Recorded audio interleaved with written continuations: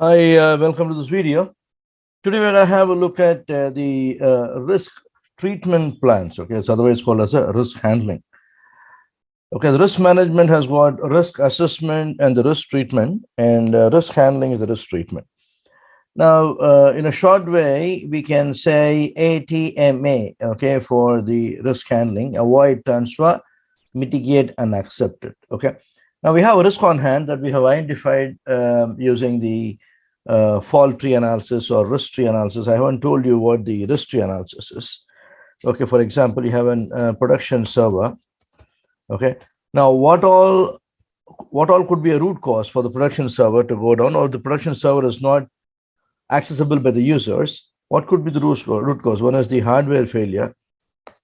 Okay, that means the server itself is not available for you, and software error or bug. Okay, so it has thrown in blue screen of death, and the server is not accessible. Okay, network failure. Okay, this could be an Ethernet card failure. This could be the switch failure, whatever it is. And it could also be the power failure. Okay, it could be human error. And it could be natural calamity. Okay. Now the hardware failure. Okay, if an hard disk fails, or memory fails, or any of the hardware part fails. Okay, so in fact, the network failure could also come under the hardware failure, but I want to keep the host and communication separate. So the hardware failure, we need to have let's say you have a cluster or you go for virtualization. Okay, the hardware failure is transferred into the the guest operating system running on it. Software error or bug, it's throwing a blue screen of death, so that actually becomes a software error or bug. So we can again go for redundancy and do the VAPT regularly. So that will also take care of the application penetration testing, and patching regularly just to ensure that the bugs are all patched before the hackers can actually look into it. Network failure, where the Ethernet card fails or network switch fails, again you need to have redundancy. So you can go for a virtual IP, wherein physically there are multiple cards, but the outgoing IP address is going to be a single, so that if a card fails, automatically the other one will take it over. So that's on network failure. You can also go for software-defined networking. Okay, and power failure, have redundant power. Okay, power failure could be for a system, could be for an office. Okay, for a system, you can go for an UPS, could be for the office, and you can also go for an diesel genset, etc. And human error. Okay, I have a CCTV camera. Educate the administrators who are actually going to go to the data center. Okay, and then ensure that the racks are all logged, and you have an clear-cut multi-factor authentication before you enter the data center. All these things will also add up to the defense against a human error. Natural calamity. Ideally, you should choose a location for your data center in such a way it is not prone to the earthquakes or tornadoes or the flooding or any sort of a natural calamity. Okay, storms, etc. Okay, so you'll storms, etc. But how do you actually defend yourself from natural calamity? You actually cannot. You plan accordingly, or you have to have a BCP. Okay, so if you remember, in one of the videos we discussed about deterrent control, preventive control, corrective recovery, detective, and then compensating. All those controls needs to be applied for the 6 points that we have listed here. Okay, now this way of identifying the root cause for an production server not to be available for the users is actually called as a risk tree analysis or fault tree analysis. This is a very simple way by which you can identify what could be the root cause. Could be the root cause for your system to actually go down, so you can plan accordingly. Now we have identified what could be the risk. How are we going to handle it? First is, we'll say avoid. Okay, ATMA, I will say avoid. Okay, avoid. Okay, moment I have a component in my infrastructure that is vulnerable. Okay, how will I know which component is vulnerable? You can, for a hardware component, you can look at the maximum mean time between failure. Okay, mean time to fail, MTTF, there is actually a parameter, but MTBF has become a very common parameter for us to judge whether the hardware will fail sooner or later. Look out for the MTBF value. When it actually comes to in software, you can go to the National Vulnerability Database. And in the National Vulnerability Database, NVD, yeah. This is National Vulnerability Database search. Okay, you can click on it and you can actually search for any particular component. Okay, you'll get to know vulnerabilities. Okay.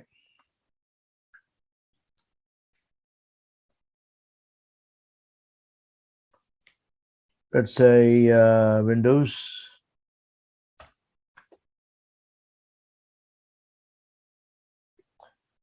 Okay, so these are the vulnerabilities, and this one was reported only yesterday, 9th of March 2022.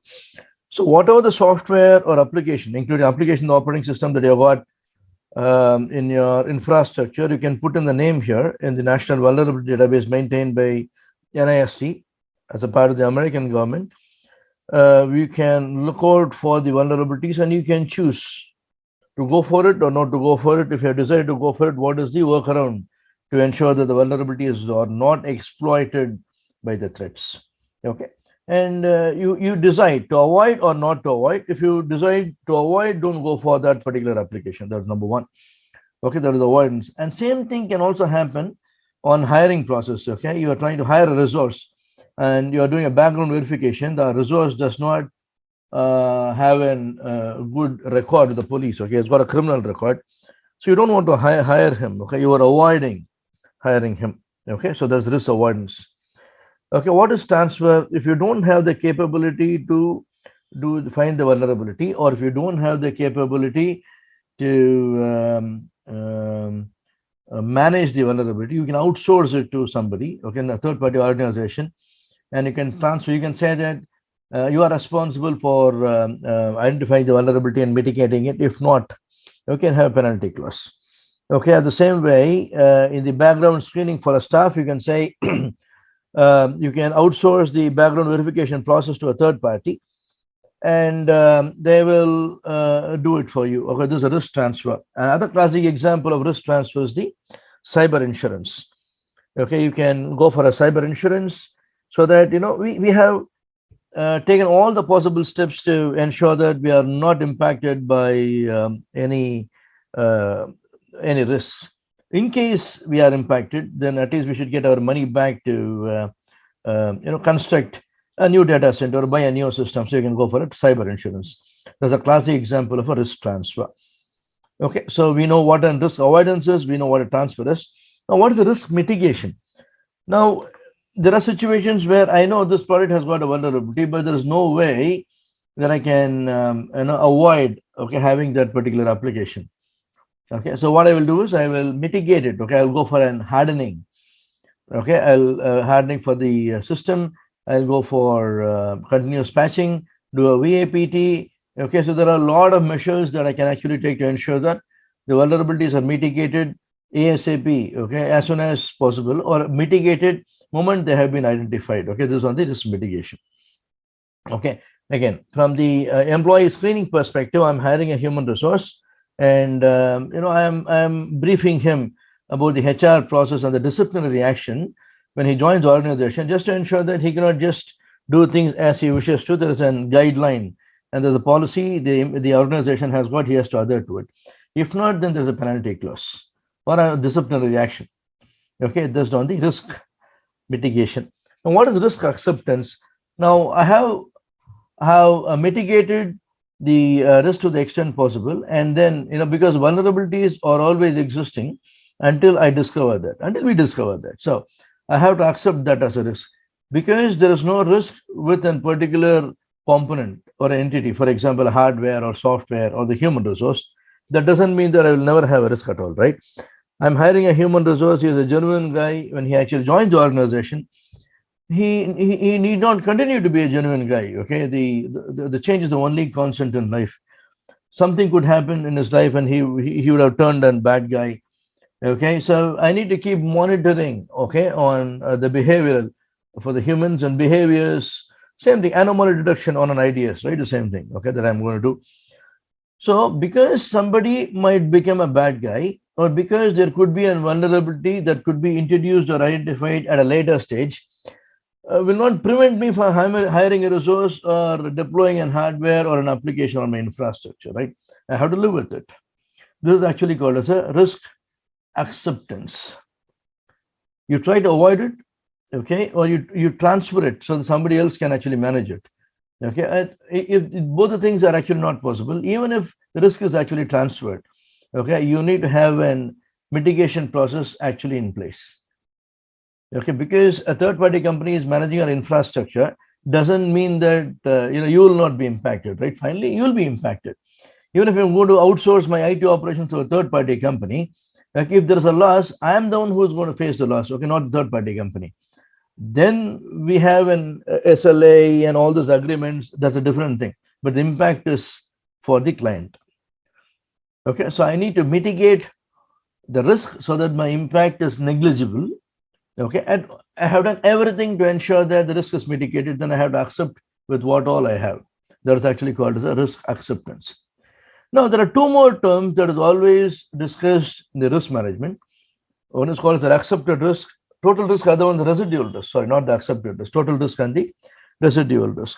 Now, what is the total risk? Total risk is otherwise known as inherent risk. Okay, risk without a safeguard is a total risk. Risk with the safeguard is actually a residual risk. Now, I have a system, okay, a hardware and an operating system. An operating system doesn't have an antivirus in it.